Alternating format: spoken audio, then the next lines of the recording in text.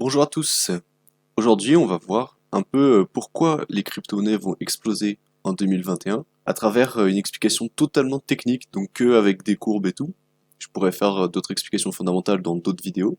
Mais là, on va juste voir purement en fait dans la technique pourquoi en fait on a ces phénomènes de, on va dire, de croissance extrême. Donc pour ça, je vais vous présenter le modèle que moi je suis, que j'utilise, qui est un modèle de cycle à 4 phases. Donc les 4 phases sont ici. Donc là, on est sur le Bitcoin qui commence en août 2010. Hein. Donc c'est vraiment il y a très longtemps. C'est vraiment le, on peut pas avoir des cotations plus anciennes en soi.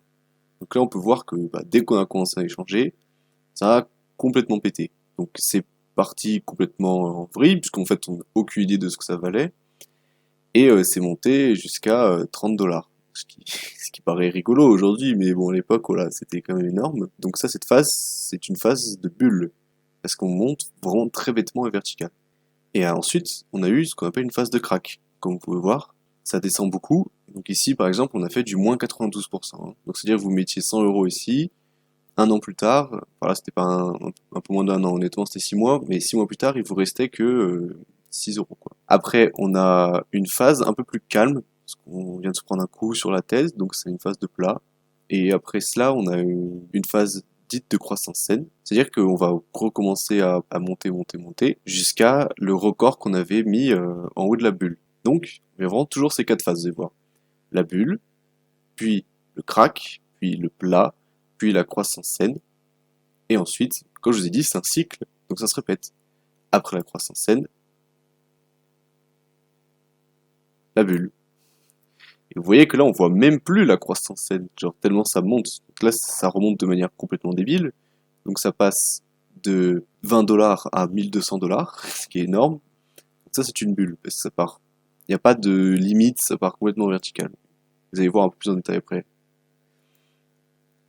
Donc après la bulle, encore une fois, on a eu un crack, parce qu'il faut quand même récupérer d'une telle montée un peu bête, quand même, honnêtement. Donc là, par exemple, ces phases-là, il faut quand même voir que là, la bulle, elle a duré 8 mois et le crack a duré un an. C'est des phases très très longues, attention. Hein. Faut pas, quand ça baisse 3 semaines, dire qu'il y a un crack ou je sais pas trop quoi. Non, non, un crack, c'est un an de baisse. Donc ici, moins 85%. Ensuite, du plat pour s'en remettre. Et ensuite, on recommence à faire une petite croissance tranquillou. On commence, on croit, tranquille.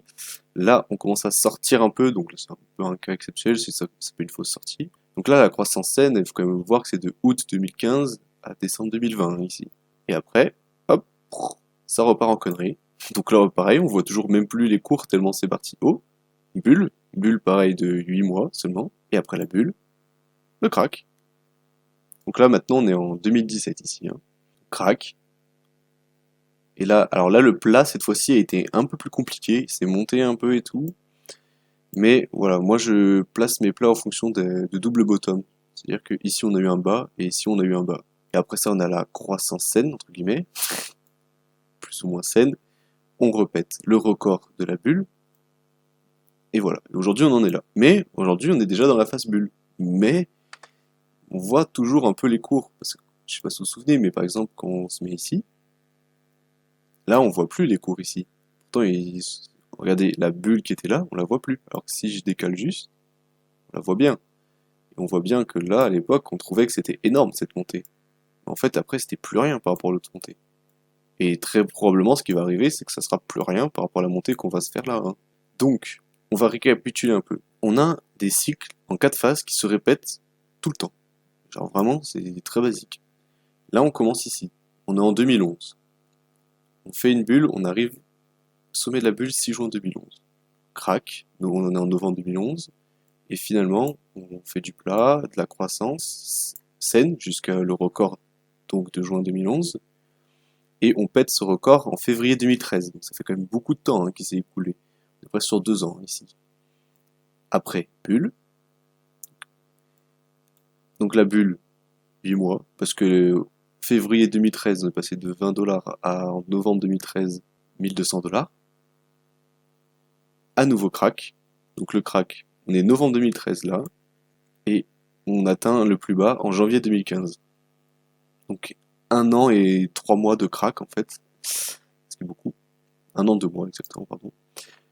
on refait du plat, on arrive fin du plat août 2015, et après, la croissance saine dure jusqu'à avril 2017, pour après partir totalement en bulle, en décembre 2017, et on a un crack de 1 an, pardon, qui se finit vraiment pile un an, pile un an après, décembre 2018. On fait du plat un peu jusqu'en mars 2020, là, avec toute crack Covid.